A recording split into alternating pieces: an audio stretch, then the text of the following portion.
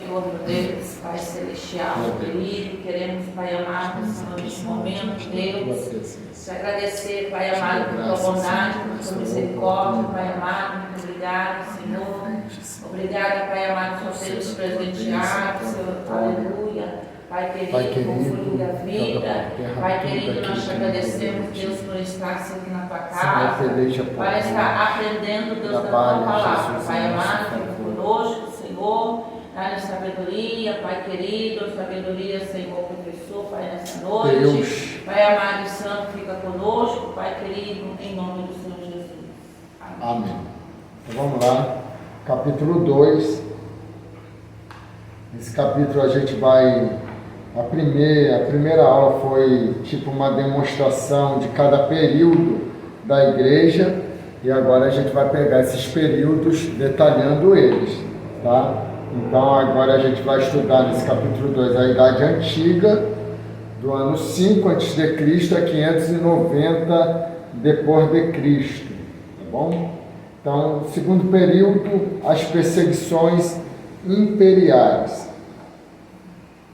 Qual é a página da senhora? 47. Página 47.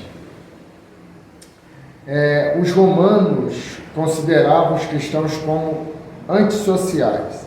As expressões de cumprimento dos romanos naquela época sempre incluíam o louvor a um deus pagão. Muitos cristãos não gostavam de dizer bom dia aos seus vizinhos, pois com simples cumprimento eles tinham que invocar o nome do deus Júpiter. Os cristãos se recusavam a participar das cerimônias pagãs antes da refeição. Para os romanos, esta era mais uma prova de que os cristãos eram contra a sociedade, né? Então, era um período difícil, né? Porque tinha toda uma cultura envolvida, que essa cultura era pagã, podemos até dizer uma cultura demoníaca, né? De adoração à imagem, adoração a outros deuses, né? A gente sabe muito bem que até os imperadores se denominavam deuses naquela época, tá? Então vamos lá. Eles eram considerados também, os romanos consideravam os cristãos também como desleais ao imperador. O imperador romano era considerado divino, os cristãos recusavam-se a reconhecê-lo como divino, por isso eles foram acusados de serem desleais ao imperador. Outros povos adoravam seus deuses e também o imperador, né? E os cristãos não, só adoravam um único Deus. Eram acusados também, eram considerados como marginais. Os cristãos não tinham proteção das autoridades, eles se reuniam em lugares secretos como as famosas catacumbas de Roma. Foram usadas pelos cristãos como lugares de refúgio, culto e sepultamento durante as perseguições imperiais. Houve uma época que durante 10 anos os cristãos foram caçados pelas cavernas e florestas, queimados, lançados às feras, mortos por todas as crueldades imagináveis. Tá? Então esse período, que é datado como o segundo período da igreja, é um período bem atroz, né? É um período de uma grande perseguição, tá? Eles eram considerados ateus, alguém que não cria em deuses, né? Eles não eram ateus, porque eles criam em Deus, né? Mas para os romanos eles eram considerados como ateus. Por quê? Quando alguém se convertia a Cristo, destruía logo todos os seus ídolos. Tentavam explicar que o verdadeiro Deus era invisível, mas os romanos diziam que qualquer pessoa que não tivesse nenhum ídolo era um ateu. Anárquicos. Os cristãos, por falta de proteção por parte das autoridades constituídas, se reuniam secretamente. À noite se mantinham afastados da sociedade comum. Eram acusados caluniosamente pelos romanos de anarquia, né? Alguém que não tinha comando, alguém que não tinha uma liderança, tá? Imoralidade e toda sorte de libertinagem, né? Então eles eram caluniados nesse teor. Antropófagos. né, que aquele que come carne humana. Eles eram acusados de canibalismo, né? E a gente vai entender por que eles eram acusados de canibalismo. Por causa da Santa Ceia, que eles ouviam, não participavam, mas ouviam, dizendo: agora pode comer o corpo do Senhor, né? E beber o sangue do Senhor. Pode estar...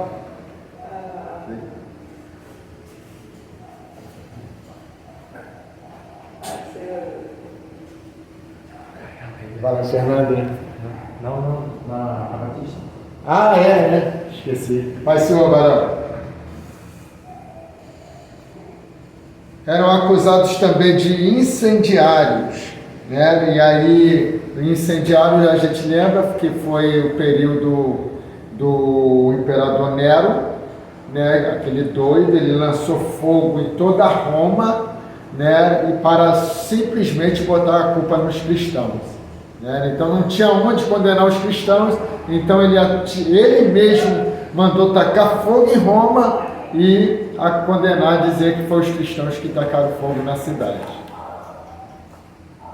Vamos lá, perseguições.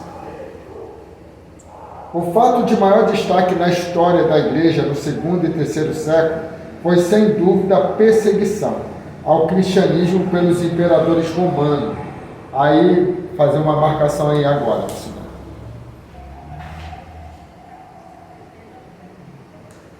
A perseguição no século IV durou até o ano 313, quando o edito de Constantino, o primeiro imperador cristão, fez cessar todos os propósitos de destruir a Igreja de Cristo.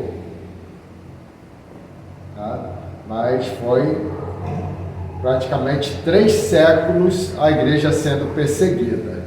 Vai ser o... Vai ser o... Vou ter que estudar. Senão mais não vou saber. Vamos lá. Surpreendente é o fato de se constatar que durante esse período alguns dos melhores imperadores foram mais ativos na perseguição ao cristianismo, ao passo que os considerados piores imperadores eram brandos na oposição ou então não perseguiam a igreja. Pode-se apresentar várias causas para justificar o ódio dos imperadores ao cristianismo. Quando os habitantes de uma cidade desejavam desenvolver o comércio ou a imigração, construíam templos aos deuses que se adoravam em outros países ou cidades, a fim de que os habitantes desse país ou cidade fossem adorados. A razão que nas ruínas da cidade de Pompeia, na Itália, se encontra o templo de Ísis, uma deusa egípcia. Esse templo foi edificado para fomentar o comércio de Pompeia com o Egito, né? Então, um dos maiores motivos da perseguição da igreja, né, foi que o comércio deles foi abalado, né?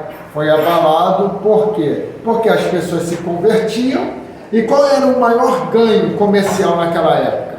Era a venda de imagens de escultura, né? E que eles chamavam de deuses ou ídolos, né? Então, esse era o maior ganho. Então, quando essas pessoas iam se convertendo, vai ser... qual é a página que está? 49. Página 49.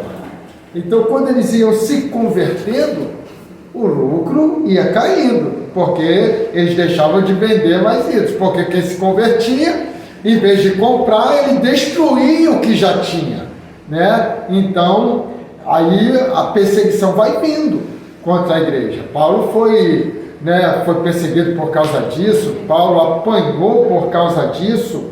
Por quê? Por causa que o lucro dos artífices, dos escultores, iam caindo muito, porque eles deixavam de vender e de produzir imagens, tá? Aí agora a gente vai ver os maiores perseguidores.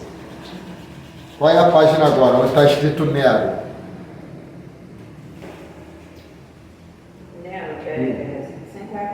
Página 50. Primeiro imperador romano a perseguir a igreja de Jesus Cristo, 64 depois de Cristo, ocorreu o grande incêndio de Roma. O povo suspeitava de Nero. Esse, para desviar desse tal suspeita, acusou os cristãos e mandou que fossem punidos. A morte dos cristãos se tornou mais cruel pelo escárnio, o menosprezo, o desprezo. Alguns foram vestidos de peles e despedaçados pelos cães. Outros morreram numa cruz em chamas. Ainda outros foram queimados depois do pôr do sol para assim alumiar as trevas. Nero cedeu o próprio jardim para o espetáculo. Então, quem alumiava o jardim de Nero eram os próprios cristãos. Ele colocava os cristãos presos em estacas, tipo poste, e mandava atear fogo quando anoitecia para iluminar o jardim dele. Então, a crueldade foi tamanha. Isso se iniciou com ele. Ele não foi o pior de todos. Ele era doido, era um cara meio descontrolado, mas veio muito mais piores do que ele, que veio sucedendo ele, que perseguiu a igreja cruelmente. Então, como eu já citei, talvez em outras aulas aí para vocês, tem alguns livros que vai relatar exatamente essas atrocidades desse período do Império, que um deles é Os Mártires do Coliseu, o outro é o livro dos Mártires, vai trazer todo esse período com os instrumentos que eram usados de tortura para torturar eles, e tudo mais. Então, a gente vai ver que eram atrocidades gigantescas, Tinha a situação que pegava uma pessoa, botava em praça pública, amarrava os membros superiores e os inferiores com uma corda, cada corda amarrada a um cavalo, assustava os 4 cavalos e era esquartejado em praça pública, Os seus membros saíam do próprio corpo ali, só ficando o tronco. Então, muitos outros instrumentos de tortura foram criados naquela época para punir a igreja de Cristo. Então, vamos ver outro imperador que foi Décio, no ano 250, aí já no 3º século. O imperador Décio decretou pela primeira vez uma perseguição universal aos cristãos, que atingiu todo o Império Romano. Multidões pereceram sob as mais cruéis torturas, exílios, prisões, trabalhos nas minas, execuções pelo fogo, animais ferozes e espadas. Cipriano disse: o mundo inteiro está devastado. Naquela época, Orígenes, um dos homens mais eruditos da igreja antiga, depois de ser preso e torturado, faleceu. Aí teve outro, Diocleciano. Este, no ano 303 depois de Cristo, decretou a segunda perseguição de caráter universal, ou seja, em todo o Império Romano. Foi a última perseguição imperial e a mais severa. Os cristãos foram caçados pelas cavernas e florestas, queimados, lançados às feras, sofrendo todas as crueldades imagináveis. Foi um esforço resoluto, determinado e sistemático por abolir o nome dos cristãos. Então, é assim que se inicia a igreja. A igreja de Cristo, claro, ela inicia no Pentecoste, e ali aquela chama vem, eles pregam, e às vezes é assim, às vezes a gente assume uma determinada responsabilidade, a gente vê aquele fluir repentino, mas de repente, porque é o que a gente sempre fala aqui, o nosso adversário ele não vai cruzar os braços, ele vai atacar ferozmente a igreja, principalmente quando a igreja está avançando, Então, esse é o propósito do diabo, é parar a igreja, É por isso que a igreja, no arrebatamento, ela não poderia ser arrebatada direto para o céu. Poderia, mas ela vai ser arrebatada para onde? Para as nuvens. Por quê? Porque Jesus vai ter que vir para conduzir, porque as nuvens é regiões de quem? Dos demônios. Paulo vai dizer lá em Efésios 6, verso 10, que a nossa luta não é contra a carne e contra o sangue, mas contra as potestades, principados, né, que habitam as regiões celestiais. Né? Então, por isso que Jesus vem nas nuvens, para garantir o acesso. Vamos lá, os apologistas. Aí vocês vão fazer uma marcação aí, tá? Pode marcar uma resposta do questionário. Os apologistas foram defensores intelectuais do cristianismo, entre os que mais se destacaram Justino o Mártir e Tertuliano. Tá? O que é apologista? É aquele que vai apoiar e defender, dar uma causa, tá bom? Então vamos lá. Justino Mártir, ele viveu do ano 100 a 167 depois de Cristo, ou seja, já no segundo século. Nasceu em Siquém, na antiga Samaria, estudioso, diligente da filosofia, teve a atenção atraída pelos profetas hebreus, homens mais antigos que todos os que são considerados filósofos. Pelo contato com as mensagens proféticas, converteu-se ao cristianismo. Acendeu-se imediatamente em minha alma uma chama de amor pelos profetas e pelos que são amigos de Cristo. Descobri que só essa filosofia é segura e proveitosa. Então, alguém que era filósofo, erudito, estudioso, então, analisando, ele percebeu que os ensinamentos de Cristo, esse sim tinha algo que tinha razão para preencher o vazio. Porque qual era o problema dos filósofos? Eles buscavam o saber, e nessa busca de saber, eles buscavam tanto saber para preencher algum vazio que existia na alma, mas eles não conheciam, não conseguiam. E muitos desses, como esse, Justino Mártir, Tertuliano, eles encontraram em Cristo aquilo que eles não encontraram em toda a ciência, física e tudo aquilo que eles estudavam, biologia e tudo mais, eles não encontraram a satisfação, mas quando eles examinam as profecias, examinam aquilo que os apóstolos pregavam, ensinavam, e nessa época que já o Novo Testamento já estava escrito, então eles examinavam e tinham satisfação na sua alma e se convertiam ao cristianismo e usavam a sua inteligência para defender o cristianismo, tá bom? Vamos lá. Viajava num manto de filósofo, procurando ganhar pessoas para Cristo. Escreveu várias obras de apologias, defendendo o cristianismo contra a perseguição governamental e as críticas pagãs. Escreveu a respeito de sua crença nas profecias do Velho Testamento e na segunda vinda de Cristo, na ressurreição do milênio. Como Paulo, Justino se tornou um missionário. Os pagãos de Roma não permitiram que Justino continuasse ensinando, planejaram tirar-lhe a vida. Ele, entretanto, prosseguiu em seu testemunho até que foi decapitado. Depois de sua morte, foi acrescentada ao seu nome a palavra Mártir, dando-lhe o título Justino o Mártir. Tá? Aí vem Tertuliano, que viveu logo depois dele, 160 a 220 depois de Cristo.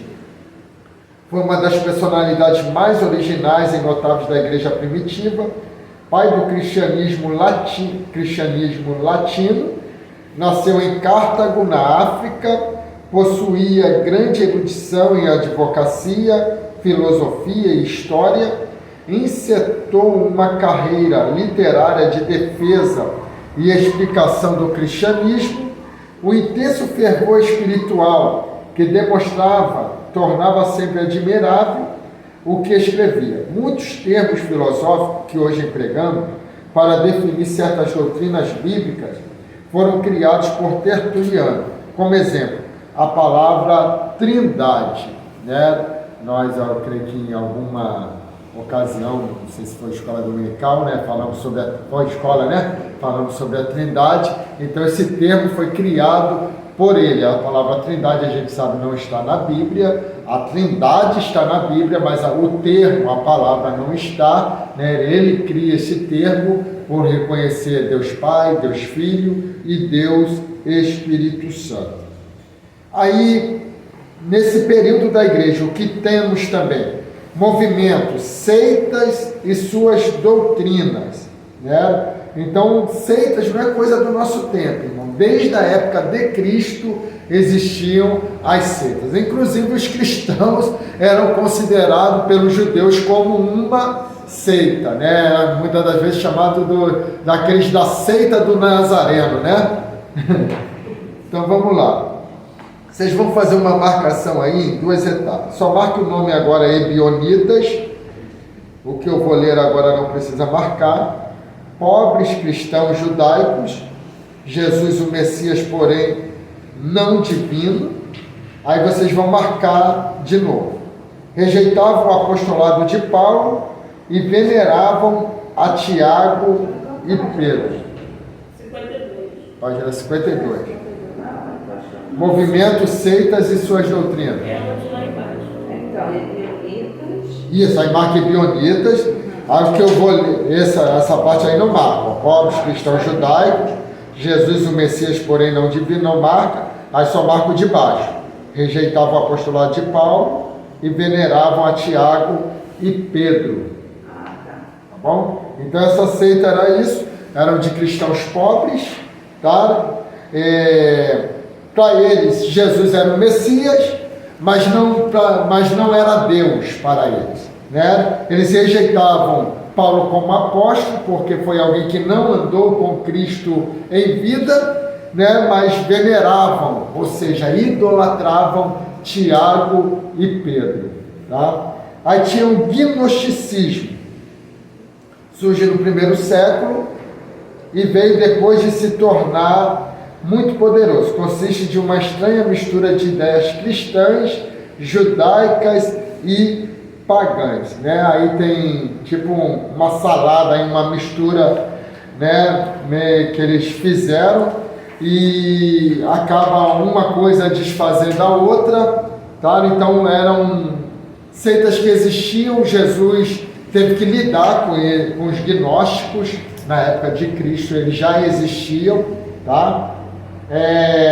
Maquineus, o Mani, fundado em 238 depois de Cristo, só aceitava o Novo Testamento quando não havia referência ao judaísmo, uma mistura do budismo, zoroatrismo e cristianismo, né? Então, isso que a gente precisa ter cuidado.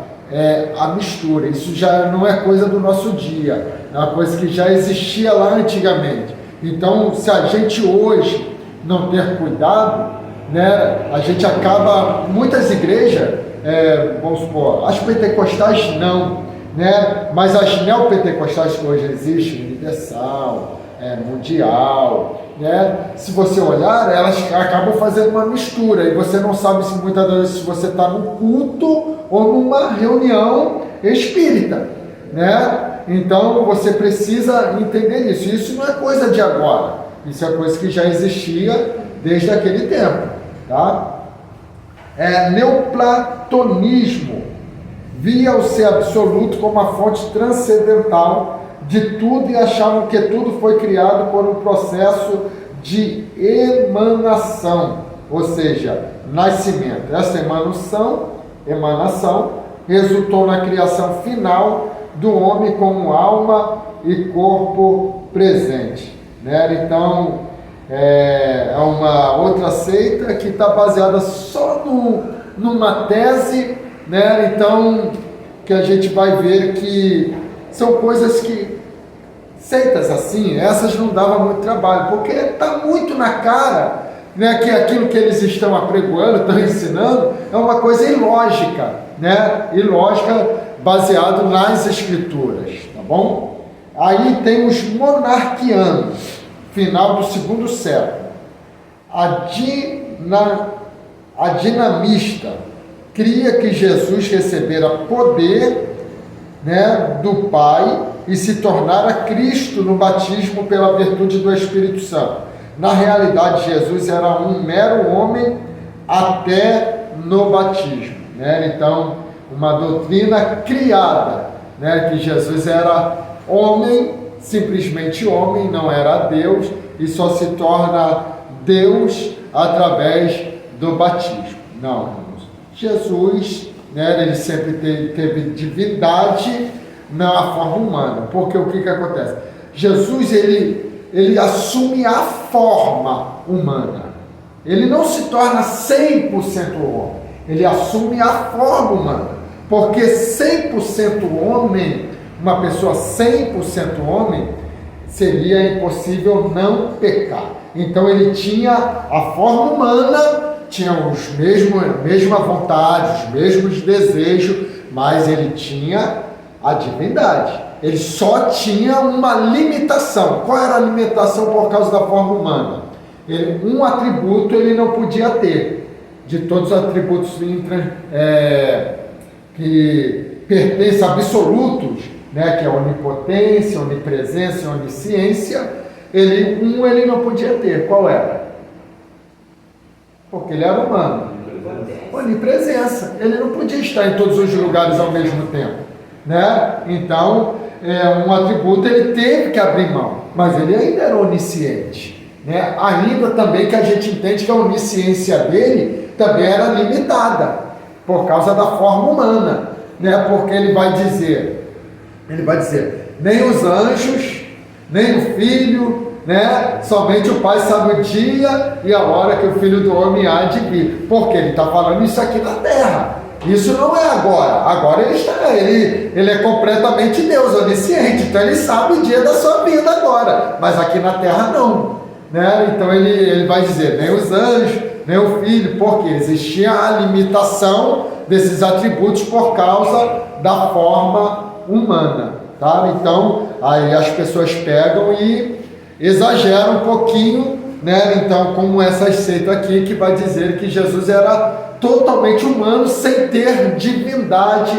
na sua vida, tá? Então aqui estava o erro dessa seita. Então nessa parte de ministrar que Jesus era 100% homem, não estava olhando, né? Na verdade não, porque ele não deixou de ser divino. Essa é a importância da gente. Porque se, vamos supor, eu sou 100% homem, porque eu não sou divino, né? Eu sou 100% homem, mas se Jesus se torna 100% homem, está o quê? Botando em 0% a divindade, né? Então, mas aí, então, se a gente for ministrar, aí, então, qual seria a explicação?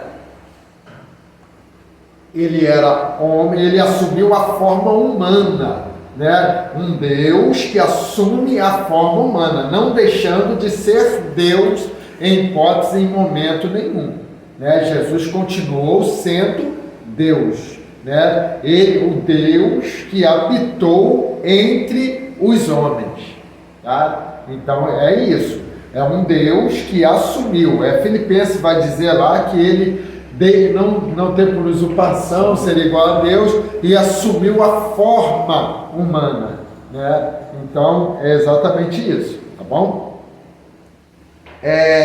Os modalistas, Deus aparecera na pessoa de Jesus.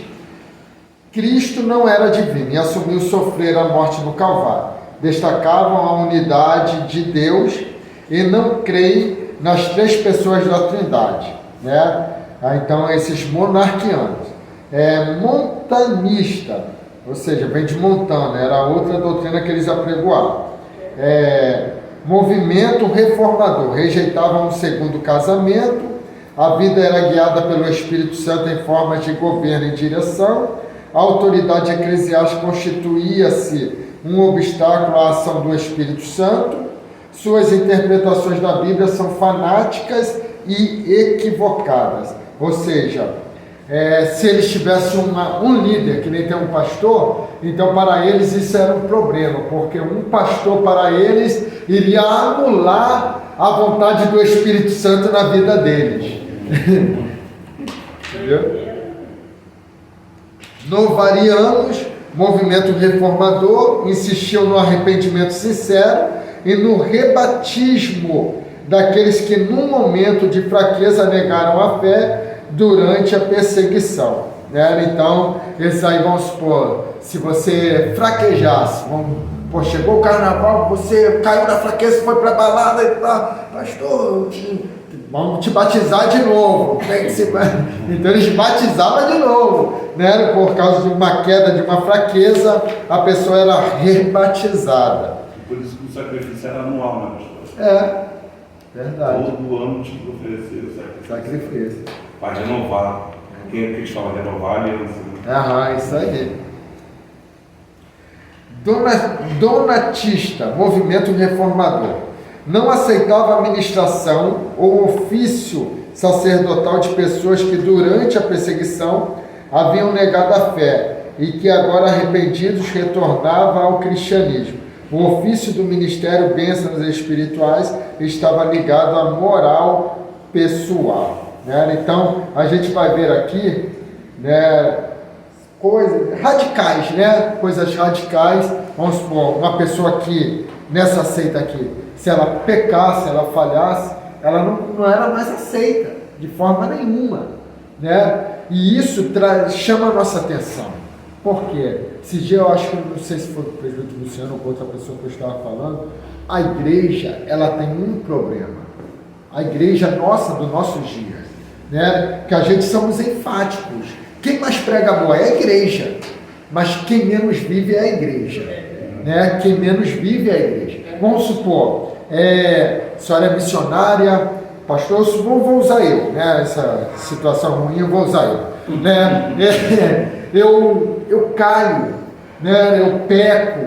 Então o que acontece? Eu peco, me arrependo, só que a igreja diz, está perdoado, mas só que esse perdoado é de boca, né? Porque eles nunca mais vão me olhar da mesma maneira que me olhavam antes, né? Nunca mais vão me abraçar como da mesma maneira que me abraçavam antes da queda. Então a igreja ela tem isso, né? Hoje em dia. Então, por quê, irmãos? Tem muita gente que não consegue se levantar por conta disso, porque a igreja não perdoa verdadeiramente, não abraça, não apaga aquilo para dizer, vamos começar de novo, né? Vamos dar a volta por cima, né? Então, existem poucos lugares que abraçam dessa maneira, dessa forma, né? Eu cito muito o exemplo, eu esqueço o nome dela, eu li num livro, né, dessa missionária que pregava nos Estados Unidos, pregava em muitas igrejas, mas aí ela caiu em adultério com o pastor, né? Caiu, e quando ela caiu em si, ela tentou refazer tudo, né? Mas liberou o pastor para ir embora, não vai embora, tenta reaver a sua família, tudo, né? E o que ela fez? Ela teve a hombridade de escrever a punho cartas, mandar para todas as igrejas que ela já tinha pregado, pedindo perdão. Ninguém abriu as portas, ninguém perdoou. O que ela fez? Aí a gente vai entender que às vezes tem um propósito de Deus, né? Ela foi para a rua pregar, não foi para a rua ser moradora, não. Foi pregar, então a igreja não me quer, ela começou a fazer cruzadas, começou a fazer ar livres, começou a pregar na rua. Quando ela morreu, não tinha um pastor lá para fazer a cerimônia fúnebre, não tinha ninguém. Mas só que quem estava lá, parentes, pessoas mais próximas, porque não chegou coroa de flores, começou a chegar cadeiras de roda e muletas. Aí perguntaram, mas o que é isso? Não, isso aqui é uma homenagem para ela, do pessoal de Las Vegas, quando ela fez uma cruzada lá e mais de 100 paralíticos andaram, né? Então a igreja ela tem isso. Então são coisas que a gente está estudando aqui e a gente vê que a igreja passou muitos momentos, né? E parece que a gente, no tempo que a gente está vivendo, parece que a gente está revivendo aqueles tempos, né? A gente vai aqui, vai navegando aqui, a gente vai ver os períodos. Esse livro é maravilhoso, vocês vão amar. Vamos lá.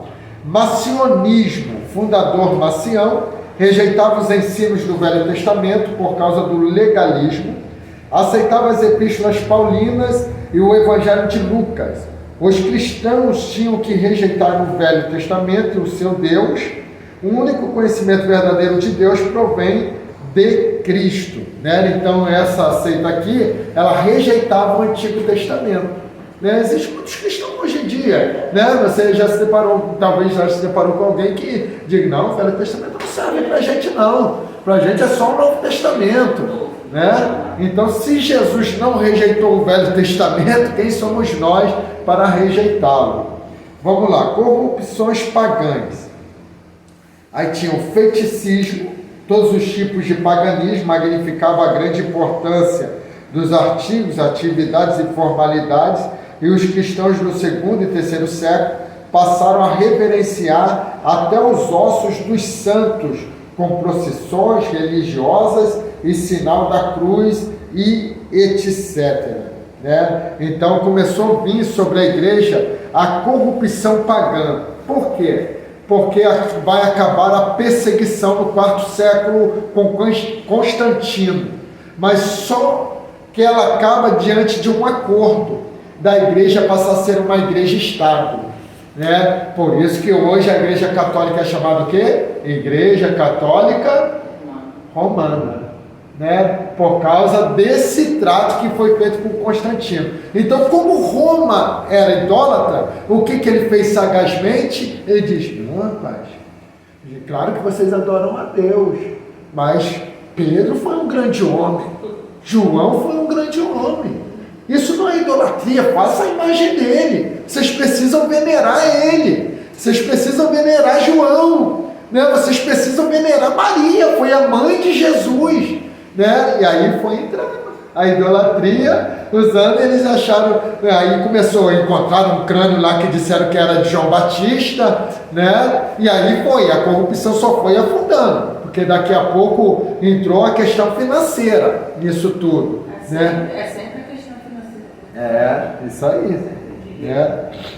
Então vamos lá, aí vocês vão fazer uma marcação agora, em duas etapas também. Marque aí, sacramentalismo, conceito das ordenanças, marque até ordenanças. Aí o que eu vou ler agora não precisa marcar. As águas do batismo começaram a ter efeito salvador. Aí vocês marquem agora. É a mesma resposta, tá? O pão e o vinho foram chamados a medicina da imortalidade, né? Então agora começam, eles criaram uma coisa ilusória, né? Vamos supor, um batismo. Você está batizado, você está salvo, porque se batizou, né? Ou seja, você comeu o pão e o vinho, você está garantindo a sua vida eterna, né? Então, viver eternamente para sempre. Então vai sendo criado um monte de coisas, né, que não estavam dentro da doutrina ensinada pelos apóstolos. Aí vai vir o clericalismo. As religiões pagãs requeriam sacerdotes e rituais em seus cultos. Pela mudança do significado da ordenança, era necessária pessoa preparada devidamente para administrá-las. A salvação era ligada com o batismo e a ceia. Examinemos as condições das igrejas e suas doutrinas no fim deste período com o cristianismo do Novo Testamento. Não era mais o povo, a igreja. Agora o pastor ou bispo era considerado como constituindo a igreja. A palavra igreja passou a significar não a assembleia local, mas a totalidade dos bispos. A salvação era considerada como vinda através do bispo. O administrador dos sacramentos salvadores da igreja, somente o bispo era capaz de autorizar batismo salvador e intervir a medicina da imortalidade, que era a ceia, né, para a pessoa tomar o pão, comer o pão, tomar o suco de uva, para ter uma vida eterna, tá? A ceia do Senhor. Não mais eram todas as igrejas iguais, e nem também os pastores diante de Deus eram iguais. Os campos eram divididos territorialmente e os bispos mais fortes predominavam, né? Então a igreja aqui já está totalmente dividida, né? Em questões doutrinárias e tudo. Aí vamos ver, os pais da igreja. Entre os vários pais da igreja, mencionaremos Policarpo, Inácio, Irineu, Orígenes e Eusébio. Vamos lá.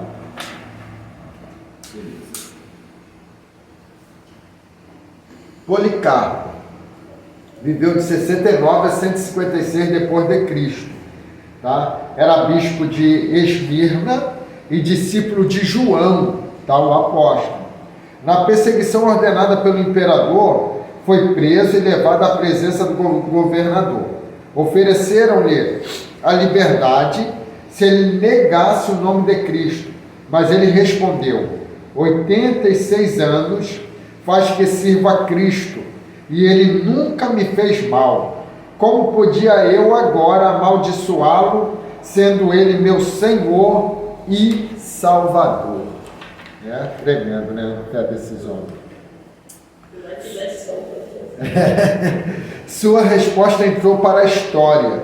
Por causa dessas palavras, Policarpo foi queimado vivo. Inácio viveu em 110 depois de Cristo, bispo de Antioquia, discípulo do apóstolo João. Quando o imperador Trajano fez uma visita à cidade de Antioquia, mandou prendê-lo e após o julgamento foi condenado à morte. Inácio deveria ser lançado às feras em Roma. De viagem para esta cidade, escreveu uma carta aos cristãos romanos, dizendo que ansiava ter a honra de morrer pelo nome de Jesus. Aí ele vai dizer, né, isso aí são palavras dele, que as feras atirem-se com avidez sobre mim. Se elas não se dispuserem a isto, eu as provocarei. Vinde, multidões de feras, vinde, dilacerai-me, estraçalhai-me, quebrai-me os ossos, triturai-me os membros, vinde, cruéis torturas do demônio, deixai-me apenas que eu me una a Cristo. Esse é o homem de fé. Bem que Inácio poderia parafrasear as palavras do apóstolo Paulo: o viver para mim é Cristo e o morrer é ganho. Irineu, 130 a 200 depois de Cristo, criou-se em Esmirna, onde conheceu Policarpo e tornou-se seu discípulo. Mais tarde veio a ser bispo de Leão. É considerado por muitos historiadores como um dos principais líderes teológicos.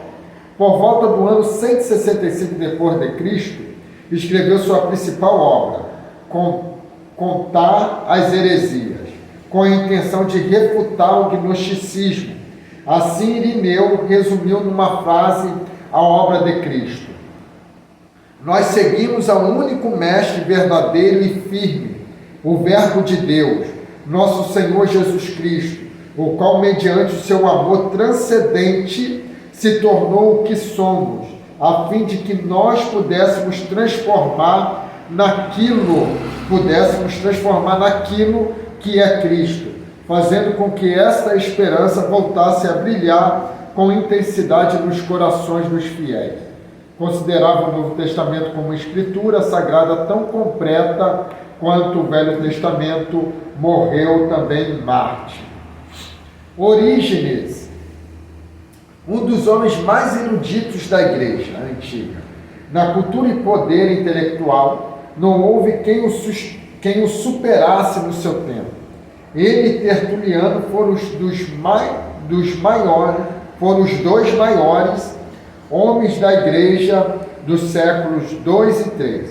Orígenes nasceu em Alexandria, seus pais eram crentes, seu pai Leônidas sofreu martírio Com apenas 18 anos de idade, tornou-se mestre de uma escola de catequese da Igreja de Alexandria. Sua maior obra foi a Hexapla, o Antigo Testamento em 6 idiomas.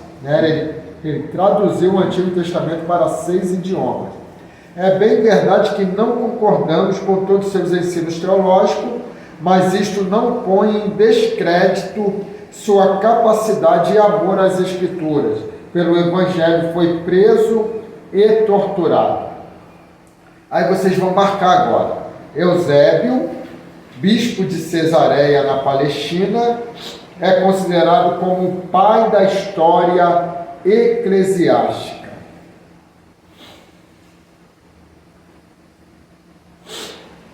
Ele compôs uma crônica universal que abrange toda a história desde o princípio do mundo até princípios do século IV da nossa era. Em seguida, escreveu uma história eclesiástica com 10 volumes, narrando desde Cristo até o Concílio de Nicéia.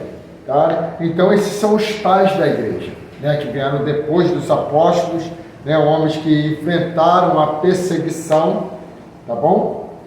Essa marcação é até eclesiástica, tá? Só essas duas linhas aí. Aí a gente vai corrigir esse questionário, rapidinho. A questão de número 1 é da prova. Fez cessar todos os propósitos de destruir a Igreja de Cristo no século IV. Qual é a resposta, missionária? D, o Edito de Constantino. 2.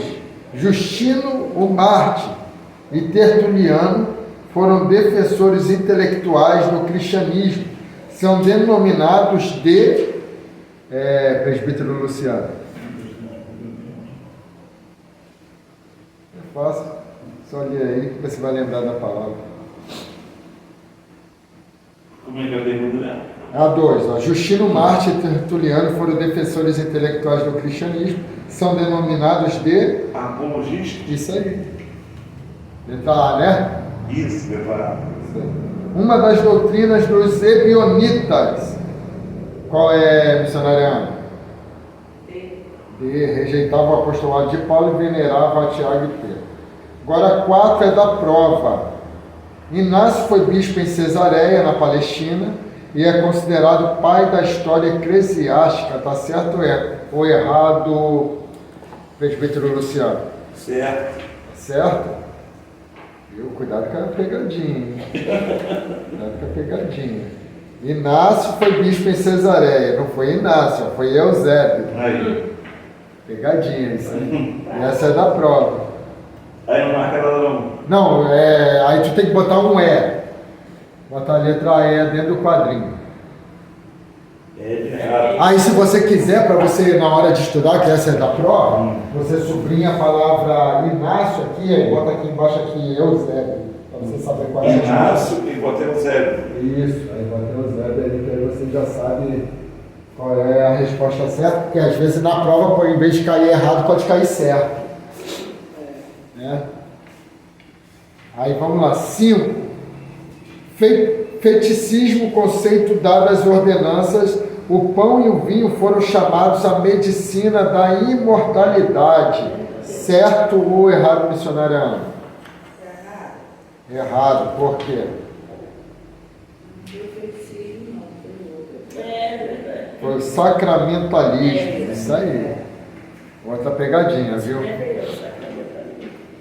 Irmãos, só um instantinho, vou só no banheiro rapidinho e já... Não, vai conseguir, rapaz.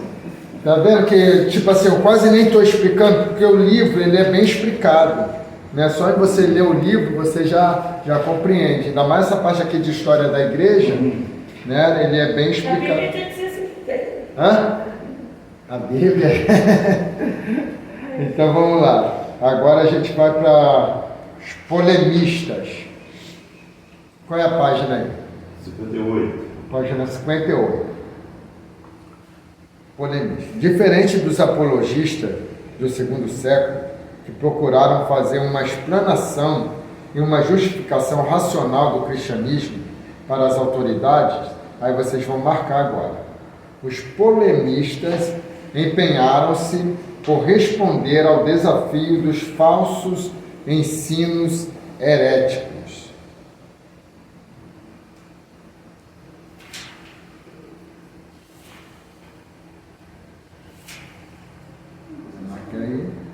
Aí, condenando veemente esses ensinos e seus mestres. Esse combate era travado também dentro da própria igreja, objetivando a defesa de suas doutrinas. Aí vocês vão marcar de novo, é outra resposta, tá? Os polemistas tinham uma visão da igreja católica oponente às heresias.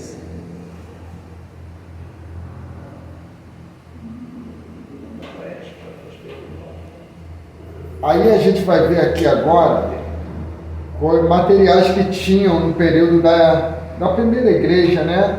Da igreja do primeiro e do segundo século, escritas dos pais apostólicos. A Epístola de Barnabé, que são livros que a gente chama de apócrifos, tá? Os apócrifos não são só os 7 que tem na Bíblia católica, né? Existem muitos livros apócrifos, tá?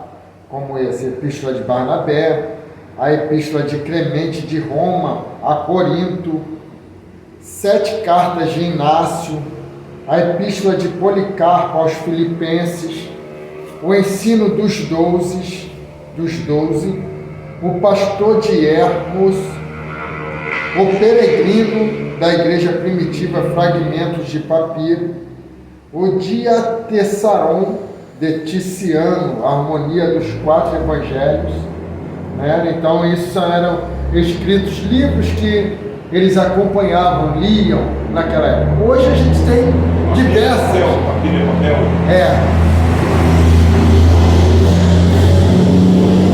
Hoje a gente tem diversos, né, livros, né, de grandes homens de Deus que escrevem. Então era mais ou menos isso, né? Então hoje, né, a gente não lê várias obras de pessoas que escrevem sobre o Espírito Santo, escrevem sobre doutrinas da igreja e tudo mais. Hoje é uma diversidade de livros, comentários bíblicos e tudo mais. Então esses materiais aqui, no período da igreja, eram materiais bem respeitados naquela época, tá? A igreja católica antiga, características, né?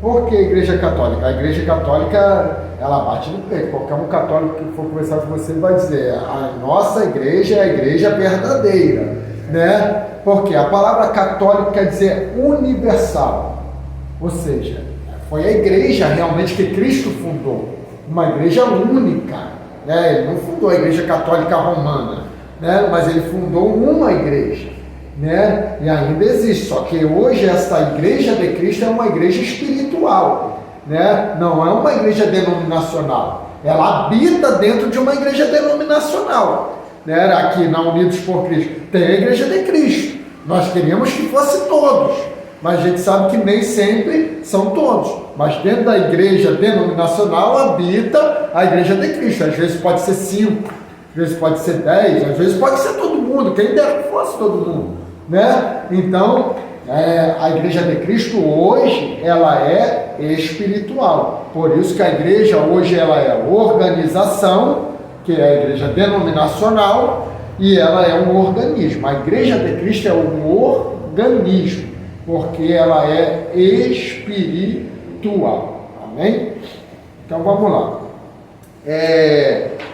A palavra católica quer dizer universal, portanto a igreja católica é a que está em toda parte do mundo. O período de 180 a 313 é o que diz respeito à igreja católica. Foi marcado por grande relaxamento de seus membros influenciados pelos cultos pagãos.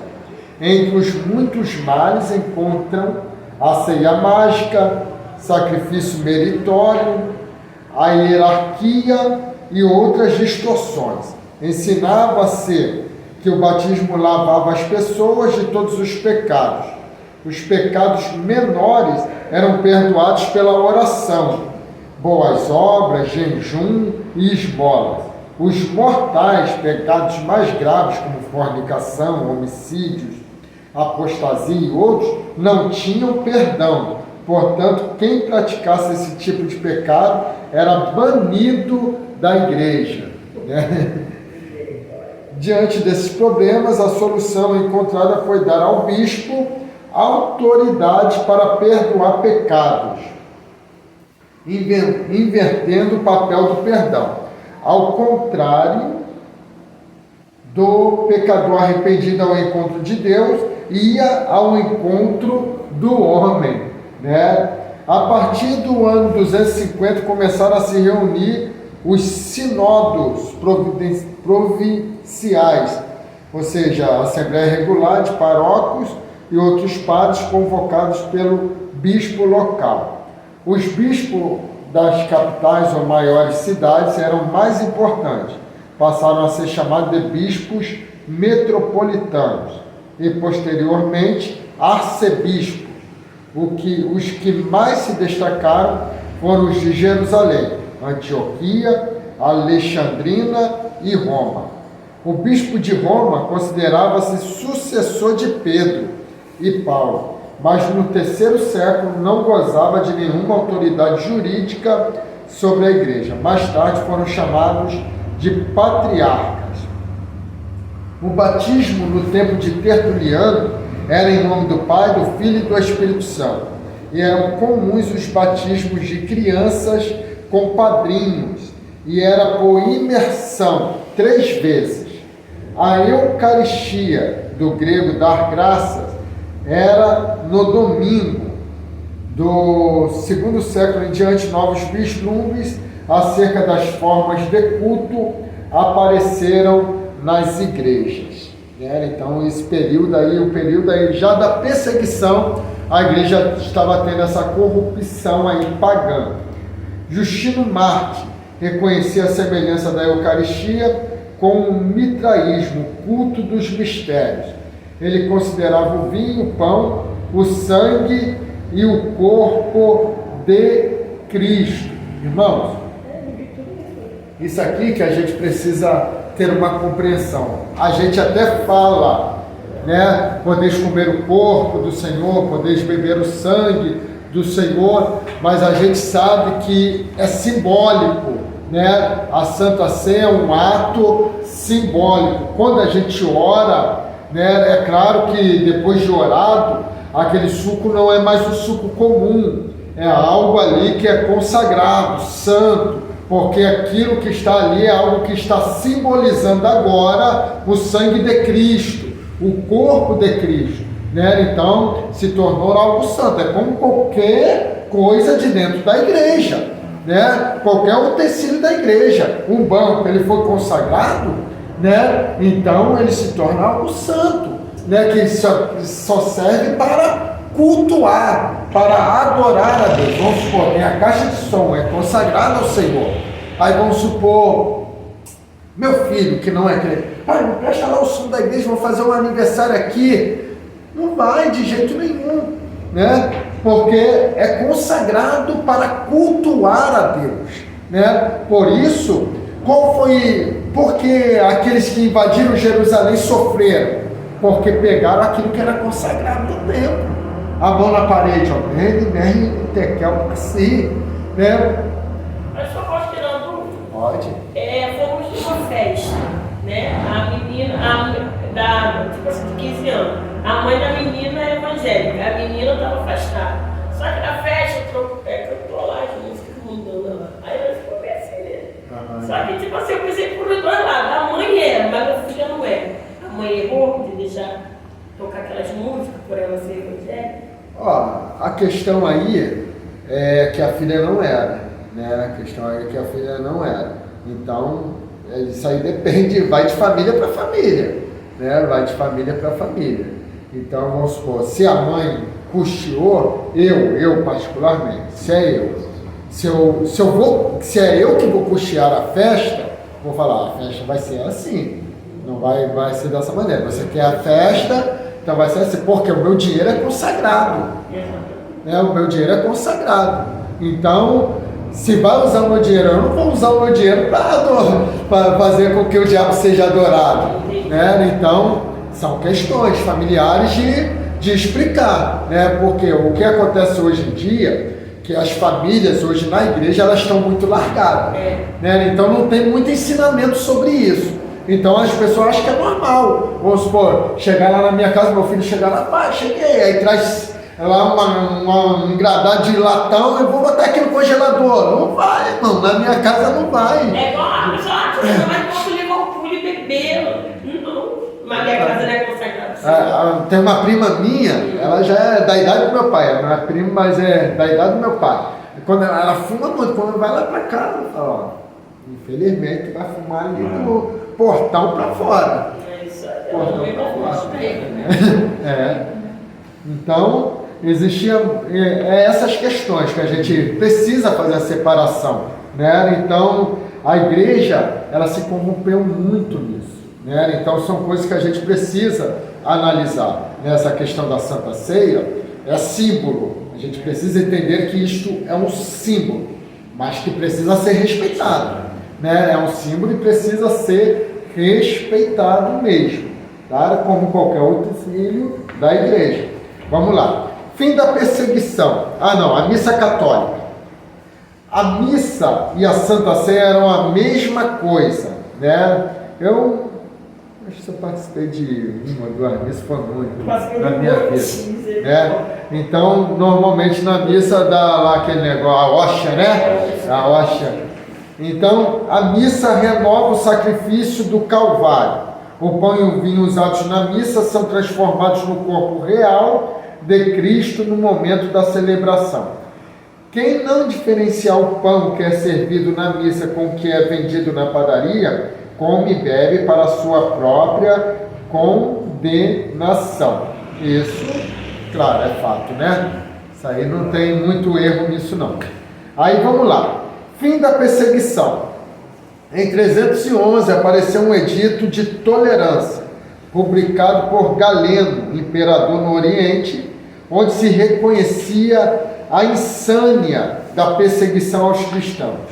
2 anos mais tarde, aí vocês vão marcar, o Edito de Milão, de Constantino e Licínio, imperadores do Ocidente e do Oriente, estabelecia a liberdade religiosa para todos.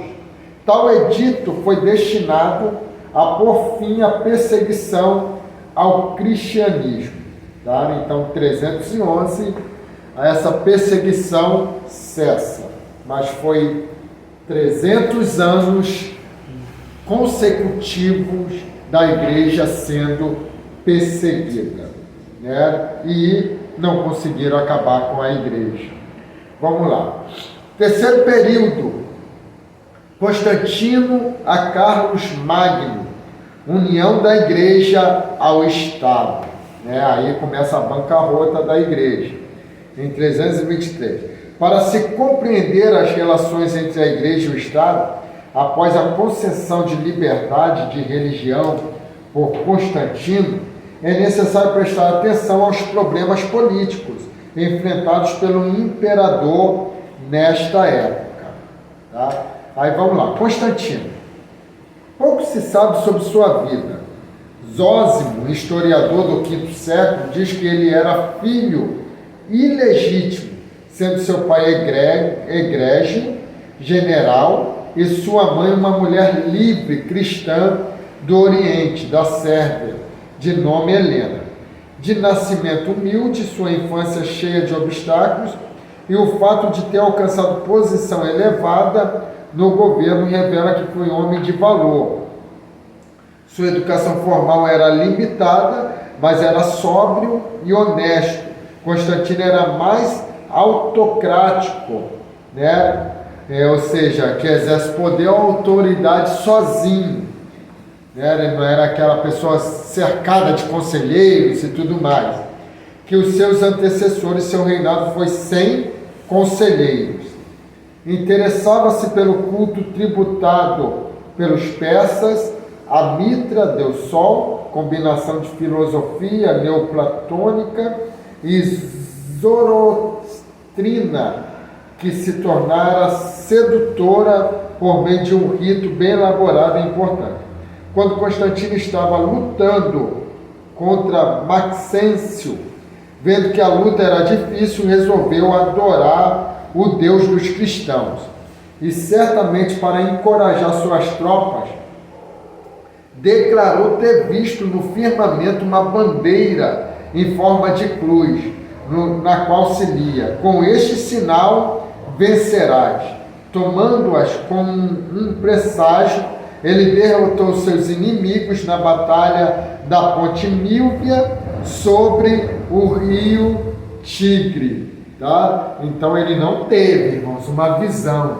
Ele supôs, ele usou de uma estratégia para encorajar os seus soldados, que tinha visto uma bandeira, né, no céu com uma cruz, e ouviu uma voz dizendo: com esse sinal vencerás, e se espalhou para todo mundo, né, e eles tomaram a coragem, e aí é que ele foi aderindo ao cristianismo depois dessa vitória. Embora a visão possa ter ocorrido, é evidente que o favorecimento da igreja por Constantino foi um expediente seu. A igreja poderia servir como um novo centro de unidade e salvar a cultura clássica e o império. Constantino, apesar de ser considerado o bispo dos bispos, não achou prudente batizar-se, senão poucos dias antes de sua morte, ocorrida no ano 337 depois de Cristo.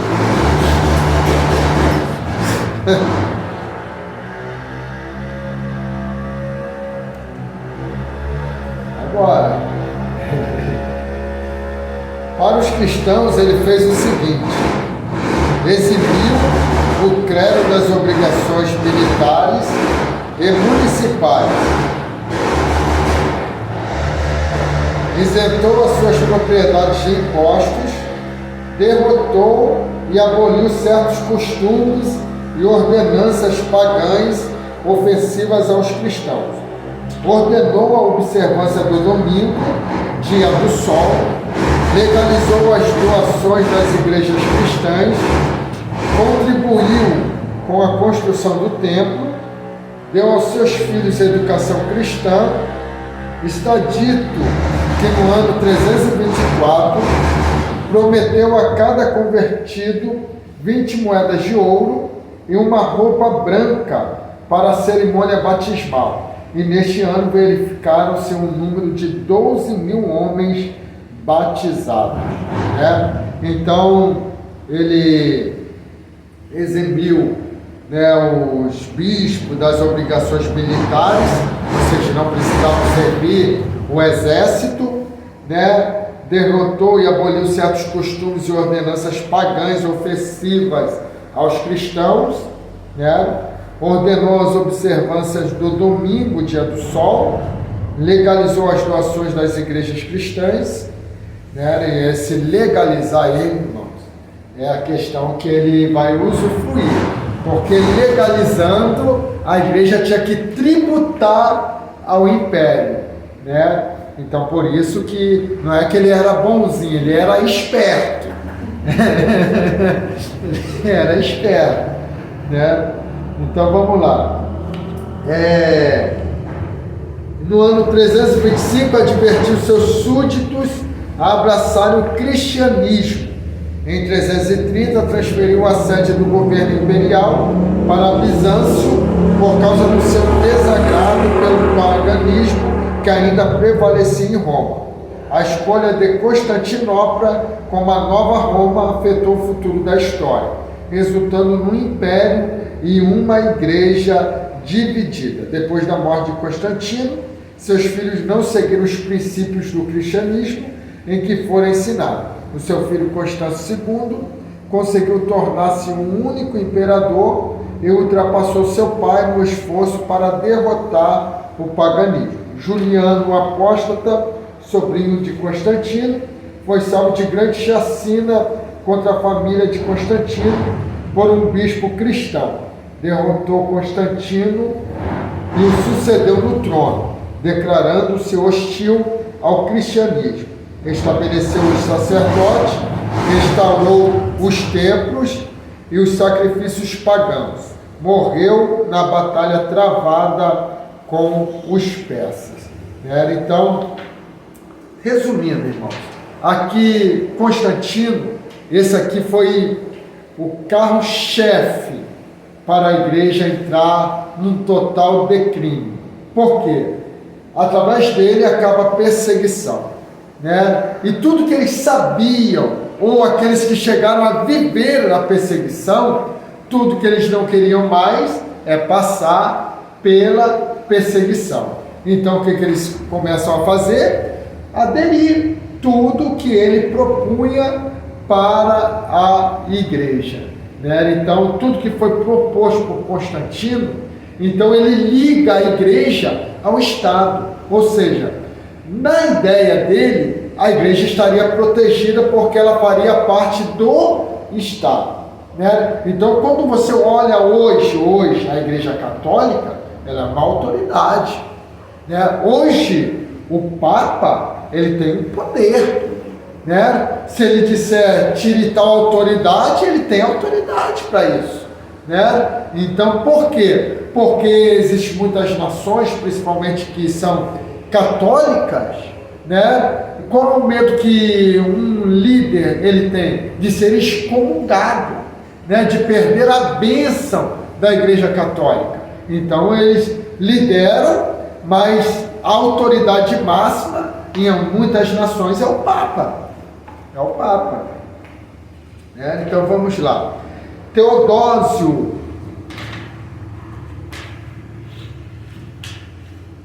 Teodósio, vocês vão marcar esse nome aí, vão marcar o que está embaixo. Foi o primeiro imperador ortodoxo e, sob a sua influência, o Senado romano reconheceu o cristianismo como religião oficial.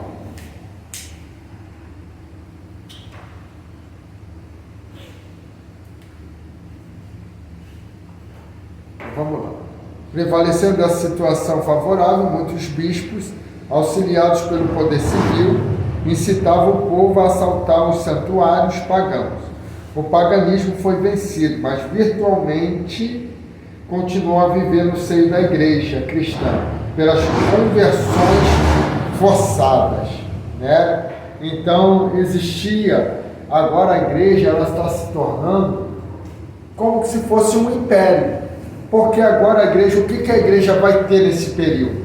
A igreja vai ter exército, aonde ela vai acabar com o paganismo e, através pelo poder da espada, vai forçar as pessoas a se tornarem cristãs.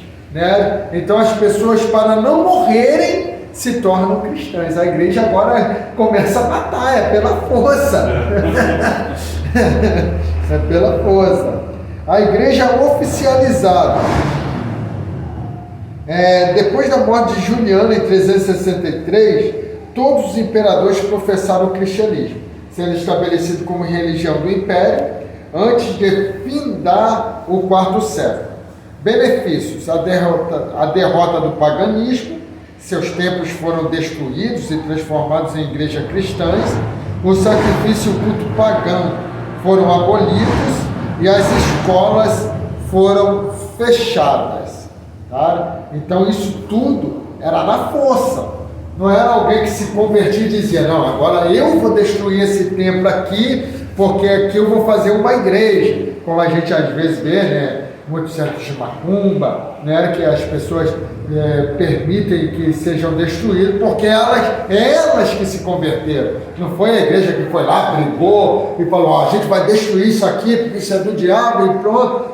Não. Muitas pessoas desfazem daquele lugar e transformam aquele lugar numa igreja porque elas se converteram. Aqui não, aqui era diferente. Eles eram vencidos numa batalha e obrigados a destruírem e transformar aquilo numa igreja. Então não existia neles uma conversão verdadeira. Então, é verdade. A influência do cristianismo sobre a legislação do Império Romano foi de alta apreciação sobre o valor da vida humana, direitos humanos. Foi abolida a gladiação, né, que era isso, de gladiadores que tinham nas arenas, e elevada a posição dos escravos, estrangeiros, bárbaros, mulheres e crianças. Sobretudo, melhorou consideravelmente a moralidade.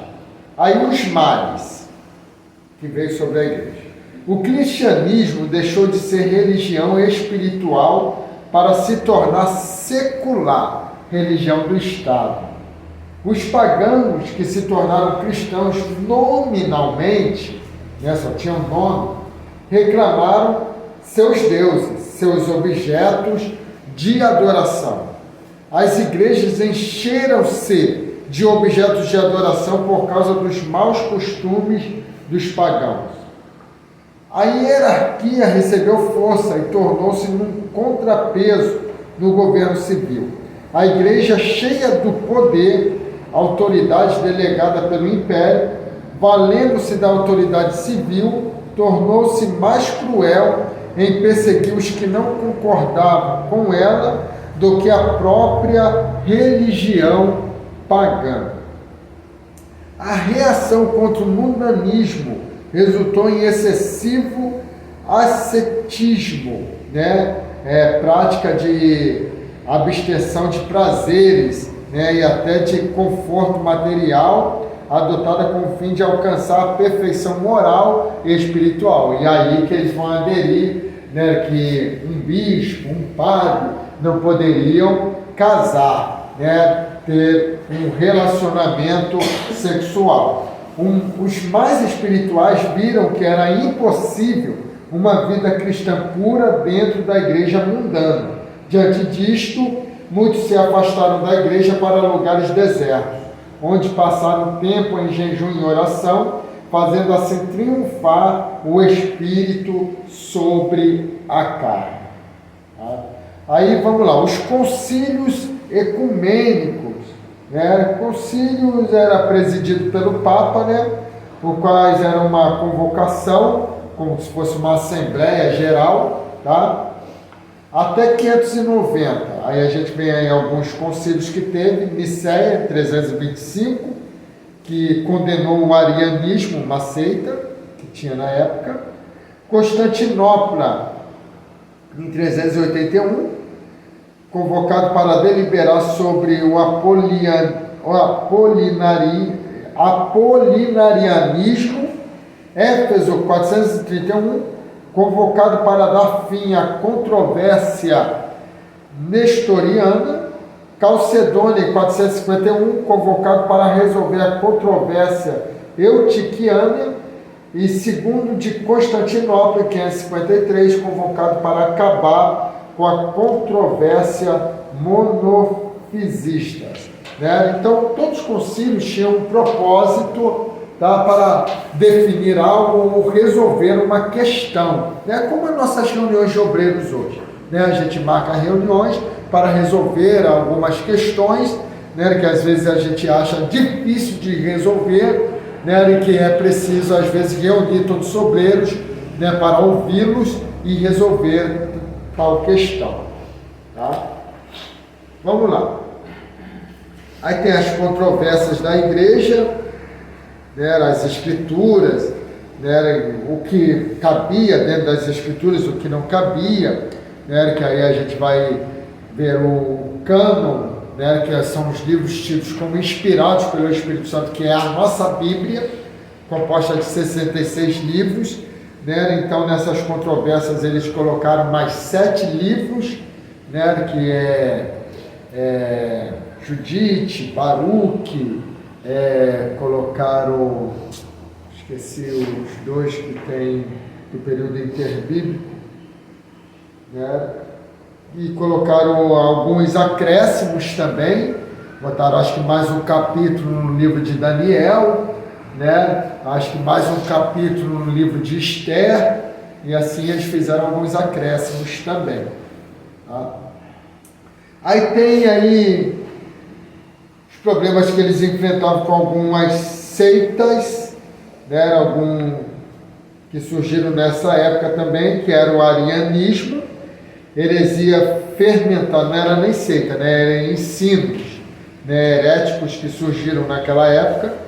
Heresia fermentada por um presbítero do quarto século chamado Ário, negando a divindade de Cristo, ensinava ele ser Jesus o mais elevado dos seres criados, todavia não era Deus. Por esse motivo seria impropriedade referir-se a Cristo como se fora um ente divino. Para fundamentar seus devaneios doutrinários, buscava desautorizar o Evangelho de João por ser o propósito desta escritura, justamente mostrar que Jesus Cristo era de fato o Filho de Deus. Aí vocês vão marcar. Os ensinos de Ário foram condenados no concílio de Niceia em 325, como nós ressaltamos ali, né? Aí temos outros, apolinarianismo, que vem de Apolinário, negava a união das duas naturezas humana e divina, fazendo de Cristo duas pessoas distintas. Nestorianismo vem de Nestório, né, monge presbítero de Antioquia e depois patriarca de Constantinopla, negava a única verdade entre as duas naturezas de Cristo. Eutiquismo, monge eutico. As duas naturezas de Cristo fundiam-se de maneira que formavam uma terceira natureza, né? Então, cada doideira que esses caras inventavam que não era fácil não. Pelagianismo, vem de Pelágio, monge britânico, advogou ardentemente a bondade e a capacidade do homem, doutrina da natureza e da graça. Agostinho, bispo de Hifona, pelo contrário, insistiu na sua ruína e na contínua atividade e soberania de Deus. Tá? Aí, até então, nesse período, irmão, não existia papa, existia bispo, arcebispo, né, monges, é o que existia. O aparecimento e crescimento do poder papal. Em 325, quando se reuniu o primeiro concílio ecumênico, o cristianismo tinha assumido várias características em desacordo com as escrituras sagradas, o que podiam ser chamados católicos. A ideia de uma visível igreja universal que é composta de bispos. A igreja que os sacramentos têm um tipo mágico de graça transformadora. A admissão de um sacerdote especial, o clero, que pela ordenação fica autorizado a administrar estes sacramentos. O reconhecimento dos bispos como o corpo reinante da igreja. Ou seja, o bispo, nesse período, ele tinha poder de te colocar no céu ou no inferno.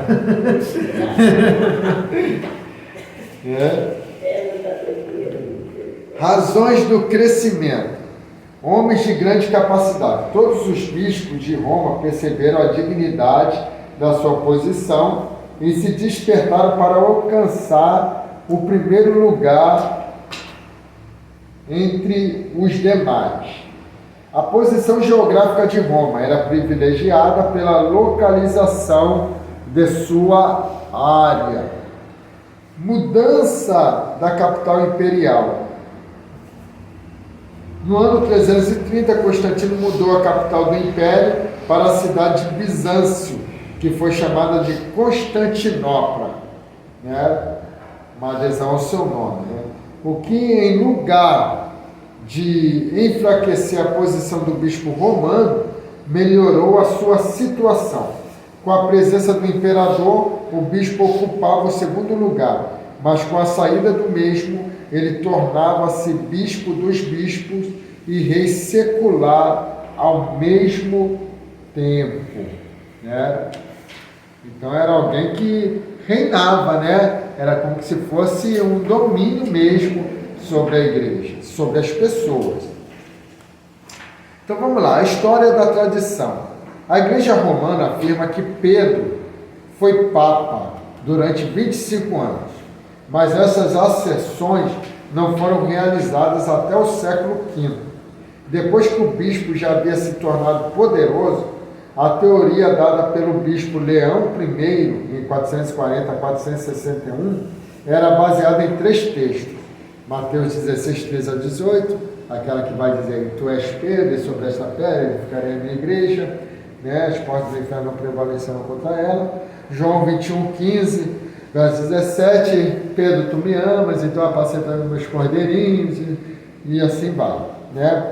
A teoria é que Pedro tinha autoridade sobre os apóstolos e passou aos seus sucessores no bispado romano. Durante este mesmo período, os bispos de Roma demonstraram grande sabedoria no sentido doutrinário, conduzindo-se bem durante os grandes debates a respeito da natureza de Cristo e a salvação dos homens.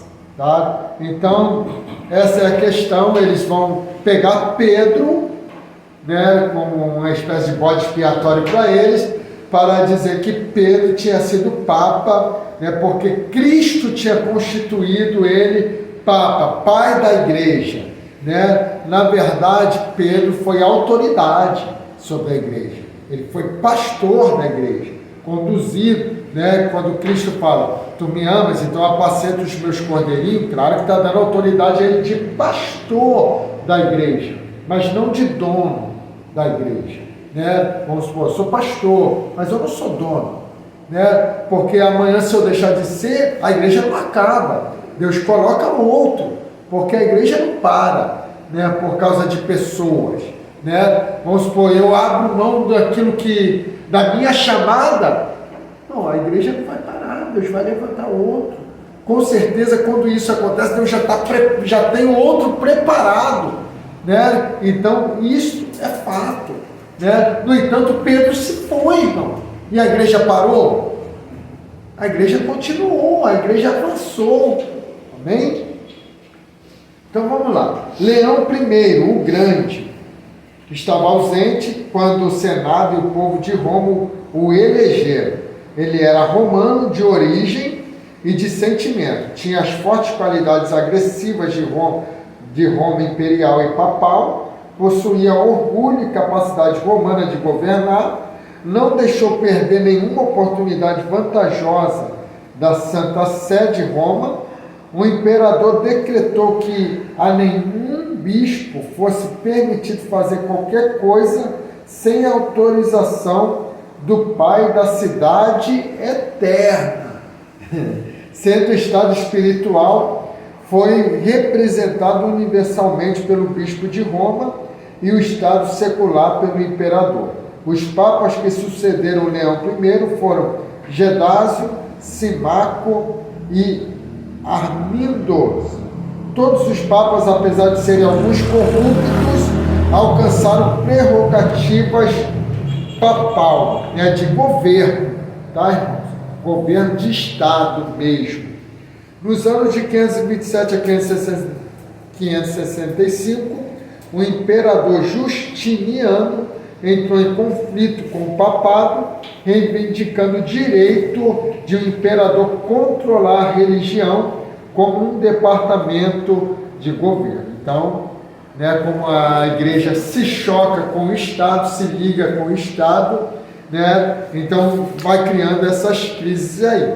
Então, na próxima aula a gente vai ver agora a Idade Média, o período que vai de 590 a 1517, que já vai começar a entrar o período da reforma da Igreja Católica, né? Foi um período também truculento, cruel, né? Onde teve diversas perseguições, só que agora a perseguição parte por parte da própria igreja. É a igreja que agora persegue, é a igreja que agora mata, é a igreja que agora condena, né? Então a gente vai ver na próxima aula, tá bom? A gente vai corrigir aí esse questionário agora. Questão de número 6 é da prova. Vocês querem fazer alguma pergunta, comentar alguma coisa? Tem tempo. O que eu aprendi aí, pastor, que até os perseguidores, para eles perseguir a igreja, eles faziam os cursos primeiro, advocacia, filosofia, entre outros, para eles entrar com causa de conhecimento. Aí a pessoa hoje, sem saber de nada, quer apontar, a igreja está errada, a doutrina está errada, sem ter nenhum conhecimento de causa. Um exemplo, a doutrina da Assembleia Unida por Cristo não é assim, o cara, tipo assim, não estou julgando ninguém, você fica lá, não tem curso, não fez nada. Aí a gente aprende aqui, aí depois, por isso que é importante você estudar, fazer esses estudos, buscar, procurar, para você entrar com conhecimento de causa. Aí você pega um cara mais aprofundado, então me explica aqui por que fez isso. Foi um dos aprendizados. É por isso que a gente tem a matéria heresiologia, que a gente vai aprender sobre as outras seitas, as outras religiões. Por quê? Porque você precisa. Porque, vamos supor, quando um testemunho de Jeová for à sua porta, e às vezes é tranquilo, mas tem hora que o embate é ferrenho. Então você vai ter que ter conhecimento de causa da religião dele. Né? Da seita dele, para dizer, não, sua seita é isso, o seu líder foi isso, fez isso, um dos aprendizados que eu peguei que hoje foi. É isso aí. Então vamos lá. Questão do número 6 é da prova, tá? Aqui só tem a 6 da prova mesmo. Empenharam-se por responder ao desafio dos falsos ensinos heréticos. Missionária Ana.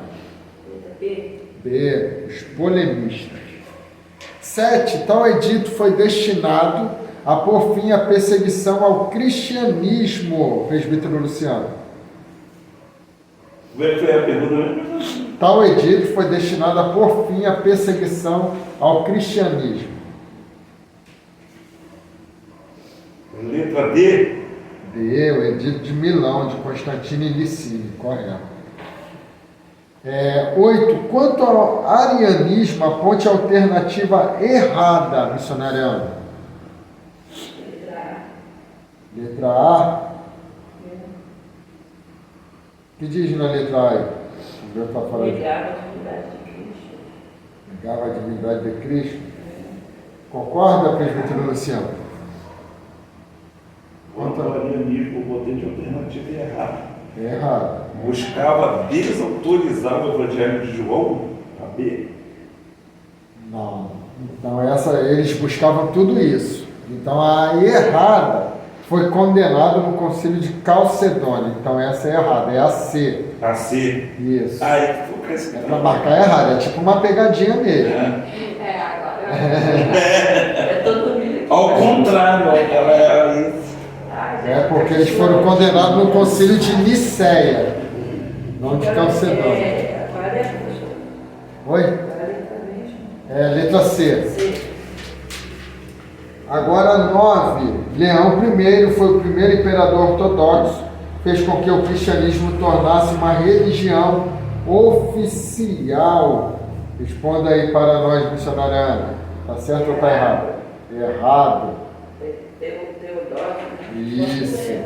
Isso aí. Agora 10. Os polemistas tinham uma visão da Igreja Católica oponente às heresias. Certo ou errado, presbítero Luciano? Errado. Essa tá certa.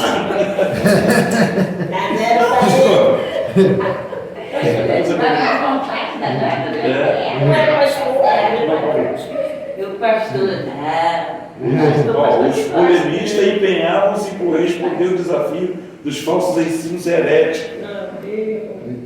Isso aí, na Igreja Tá Católica. certo. Agora uma Juliana também está estudando, tá? Tá? Estou pegando muito. Gente, então vamos se colocar de pé. Não é? Vamos agradecer por essa aula. É pior que a cadeira do seu.